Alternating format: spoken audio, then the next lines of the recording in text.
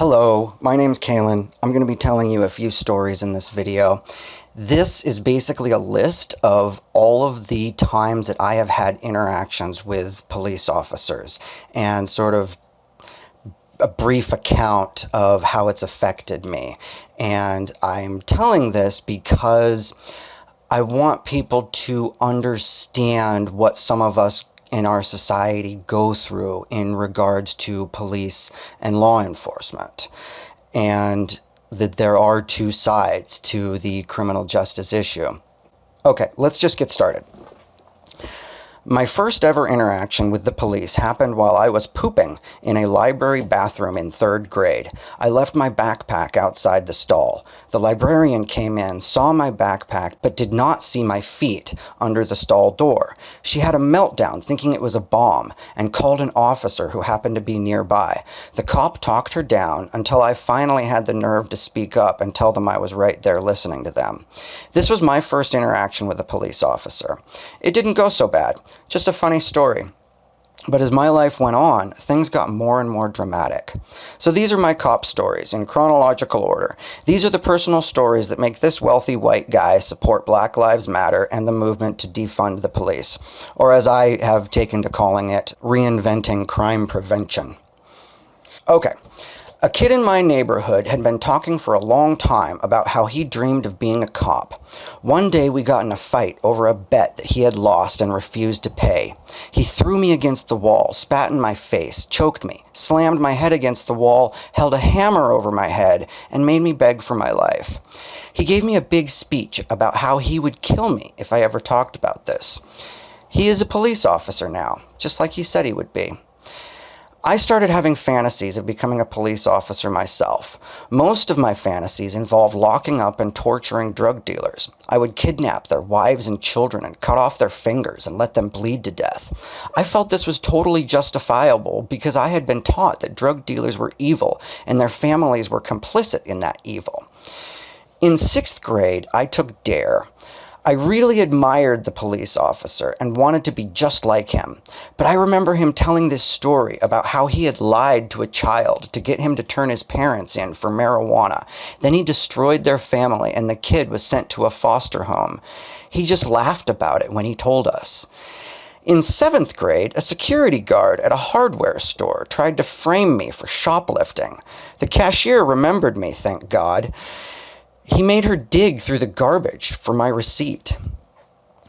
In high school, I got busted for malicious mischief, for bashing mailboxes with baseball bats. Teen angst stuff.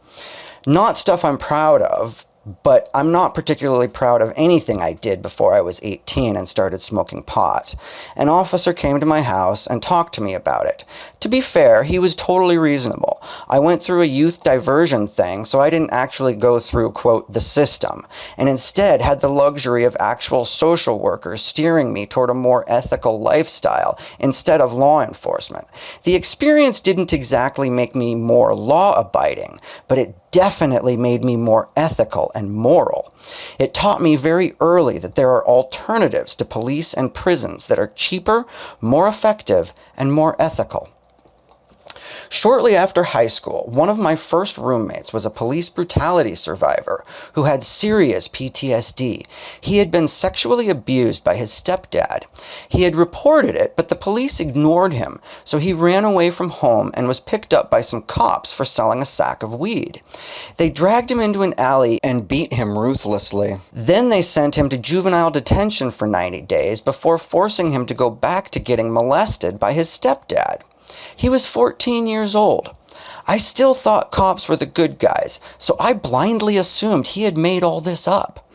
My roommate one day went crazy and pulled a knife on our friend, a 95-pound single mother.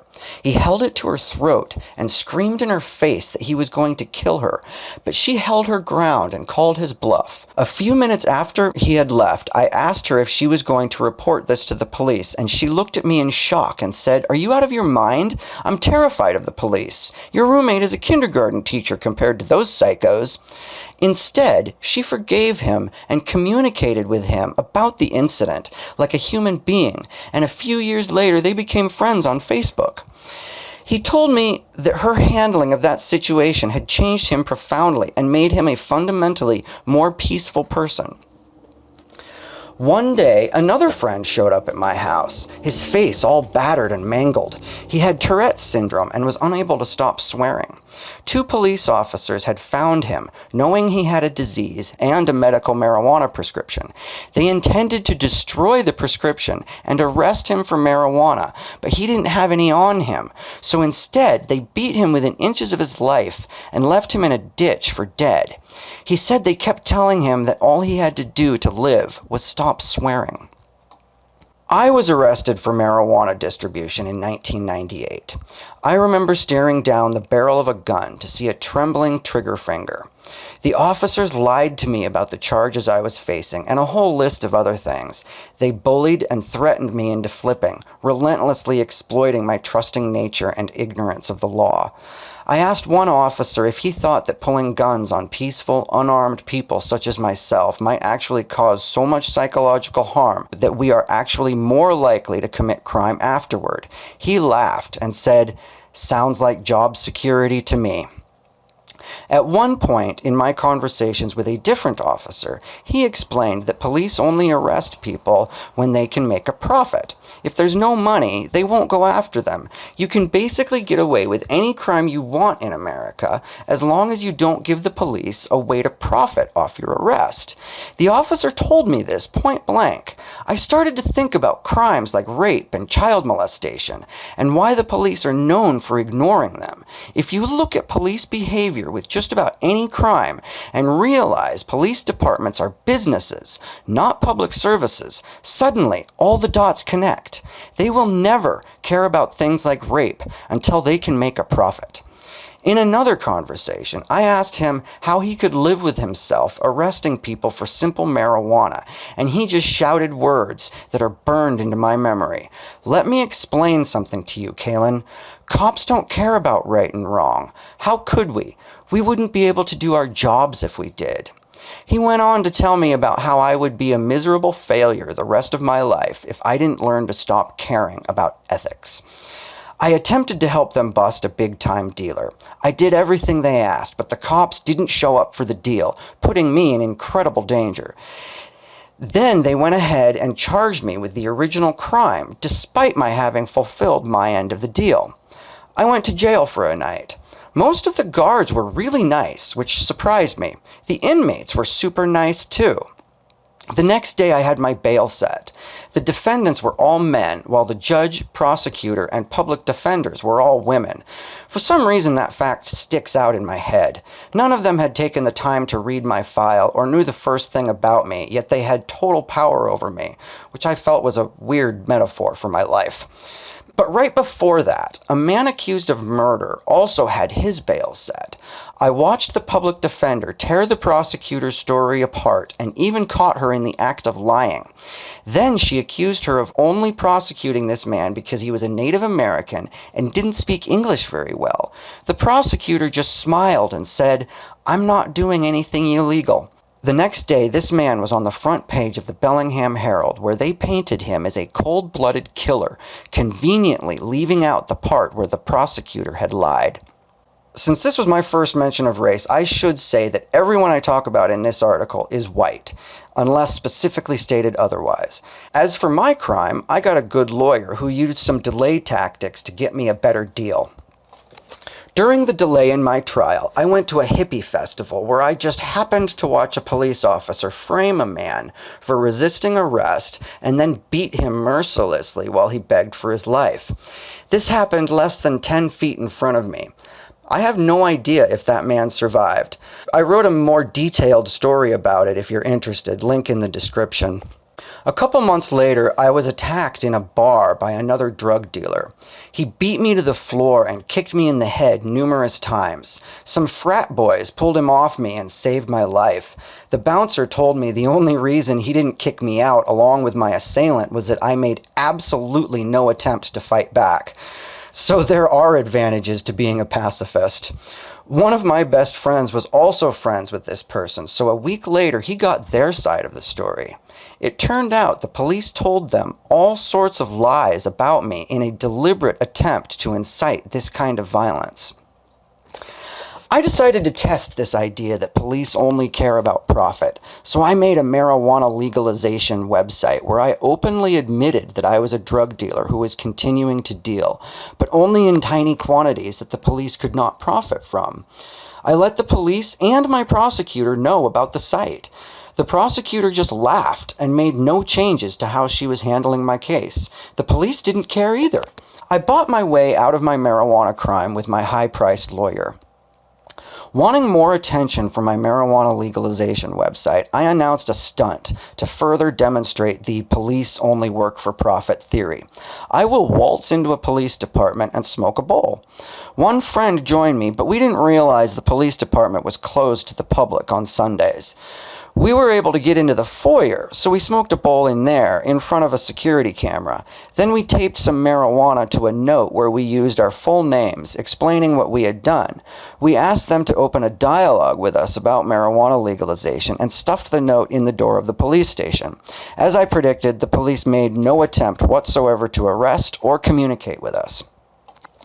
One night, I was walking home from a party, and a cop stalked me for a couple blocks, then pulled a gun on me because I sort of looked like another white guy who may or may not have stolen a DVD player. Again, I stared down the barrel of a gun to see a trembling trigger finger. I was forced to lay in the grass as the officer checked my ID. After he realized I was innocent, I was so traumatized that I couldn't move. All I could do was sit there trembling. To get me moving, the officer lunged at me and waved his fist like he was going to beat me. I wrote a story about this, and one of the only poems I have ever written. Links to both of those are in the description. This is where my police brutality PTSD really started to take its toll on my long-term mental health. However, I have always believed in taking negative emotions and channeling them into something positive, so I focused much of my rage into my career and became a web developer. Nothing in life has done more to motivate me to make a positive difference in my community and my career than my belief in massive criminal justice reform. My distaste for the police hit a breaking point, so I deliberately sought out books that would tell the other side of the story. I picked Ted Bundy, assuming that the police just had to be the good guys when dealing with someone like him. Then, in studying Ted Bundy, I learned that he had been obsessed with police work as a child, just as I had. The concept of police and law enforcement was what originally inspired his murders. Also, did you know that Ted Bundy's girlfriend kept a spreadsheet of his every move while he was committing his murders? She repeatedly contacted the police to give them this information, but they ignored her. She begged her friends and family to help her, but they all insisted the police knew her boyfriend better than she did. One time she called the cops. She was absolutely certain that Ted was the killer, so she screamed at the police, demanding they look at her evidence. They refused, threatening to charge her with harassment. He didn't fit the profile. In other words, he was white. And that's only part of the story. If you think police do good work for our communities, just study Ted Bundy. The levels of police incompetence and corruption are absolutely mind-boggling. Ted Bundy got away with his crimes because of the police, not despite them. But then a less scary police interaction happened to me. It wasn't good, but it was less scary. A mix-up with my job caused my coworker in the Ukraine to have a phone number registered to my home address. He called 911 thinking it was like calling information. The cops showed up to my house. I did not give my consent for them to enter my home, but they forced their way in anyway and searched my house for a kidnapping victim. I had large quantities of marijuana sitting out on a table with a drug dealer's scale. They stepped over my bong to look under my bed and ignored all my pot. They were annoyed with me, but not unreasonable. Now, some might say that was a good police interaction because they didn't bust me for marijuana. But let's think about that. I hear so often people defending the police by using examples of cops letting them get away with crimes as though that's a good thing. Police work is the only career field where not doing your job somehow makes you an example of a better employee. The point I'm trying to get at here is that the whole system is fundamentally flawed. The entire way society views this is broken. It's not just about racism. Criminal justice is flawed and counterproductive to the very core. One day, a police officer hit me with his car. He thought he was in drive when he was actually in reverse as I walked behind him. To be fair, the officer was genuinely concerned about my well-being and fully owned up to his mistake. My career started taking off, and I moved to Seattle. Shortly after this, one of my childhood friends named Isaac Zamora went on a killing spree, murdering 6 people, including a sheriff's deputy, in the name of Jesus. He was a white Christian terrorist, but I'm the only one with the honesty to call it that. As a kid, he had been one of the sweetest and most innocent people I knew. It turned out he was now a methamphetamine addict who'd had approximately 50 different confrontations with the police. He had repeatedly complained of brutal police violence and was ignored until he finally had a mental breakdown. At this point, I was still convinced that police were just violent and dishonest, but not truly racist. I had moved to one of the most violent parts of Seattle to save money on rent after living my entire life in a basically all-white town. One night, I heard from the bar across the street some people screaming the N-word. I heard gunshots, so I ran to my living room window to see one black man repeatedly shooting another black man in the face. I called 911. All I cared about was getting an ambulance for the victim, but all the 911 operator cared about was the skin color of the shooters and where they ran. The next day, I read in the paper the police report about how this was some big gang warfare and how my part of town was rampant with gang violence. This was ridiculous. I walked around at 2 a.m. through the darkest alleyways several times a week for over a year and never witnessed or heard anything about gangs. As a wealthy white boy, I never felt unsafe in that part of town. This was not gang warfare. This was a fight between 2 people who happened to be black. The police exploited this to strike fear into the hearts of white people. I went into the bar to get the story from the bartender. She claimed she had been on the phone with the police 15 minutes before the shooting. She told them there was going to be a shooting. They said they already knew and that they were waiting for the shooting to happen before they moved in. She begged the police to come in and protect her and her customers, but they flat out refused. I think that if the shooter had been white, the police would have moved in before he'd even drawn his weapon. Are police deliberately looking the other way with black-on-black crime until after it happens so they can prove black people are more violent than white people? After this experience, I can certainly believe that.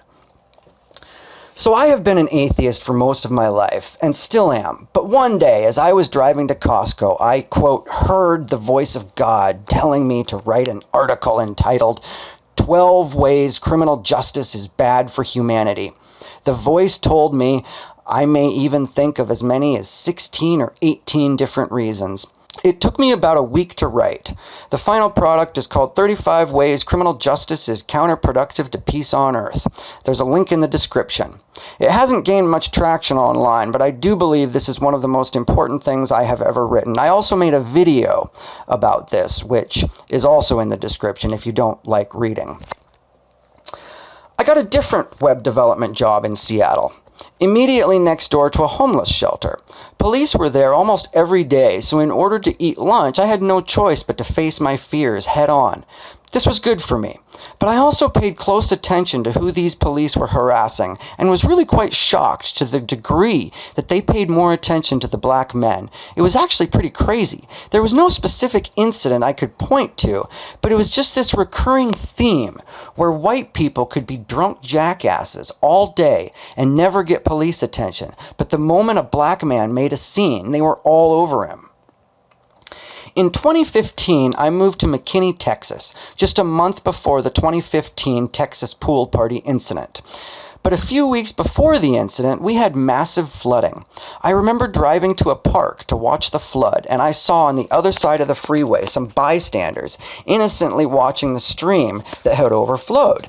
But soon a cop started screaming at everyone to leave immediately. I got really mad. Like, what right did he have to tell people they couldn't hang out and watch the water?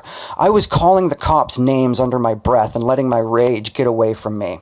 I got up to leave a few minutes later, drove around a freeway loop, and came back the other direction to head home. I drove past the parking lot where the cop had been just 10 minutes earlier to see the whole area was clear now and was now underwater. Like me, many of those people had been completely ignorant to how quickly a flash flood will rise. I don't think he saved any lives that day, but it's very likely the officer saved several people's cars. That's not nothing. I'm deeply thankful after all these years I was finally able to see the other side of the issue. So that's my one positive experience with law enforcement. Maybe I will have another one before I die, but I'm not holding my breath.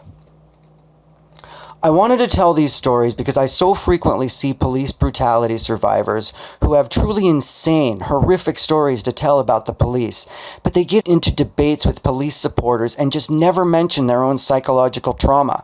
Then the pro-police sees them getting all upset and are never informed that the person they are talking to is dealing with some deep internal trauma. If you are a supporter of the police, please realize that when you see people who rant about evil cops, giving statistics and examples from the news, we are often channeling our own trauma. What we really want to talk about is how a cop pepper sprayed our dog or pulled a gun on our grandma. Our personal experiences are what drive us to our political opinions. But then when we argue them, we act as though our personal experiences are irrelevant. So if you don't understand how the protesters can be so angry, please remember that most of us have personally experienced things that are too scary or painful to talk about. But maybe if you ask us about our personal experiences, you might get some surprising insight. We didn't come to despise cops because we watched them murder a black man on YouTube or because we watched a documentary about the civil rights movement. We came to despise police because of the traumatizing things we've seen with our own two eyes. Thank you very much for watching. Good night.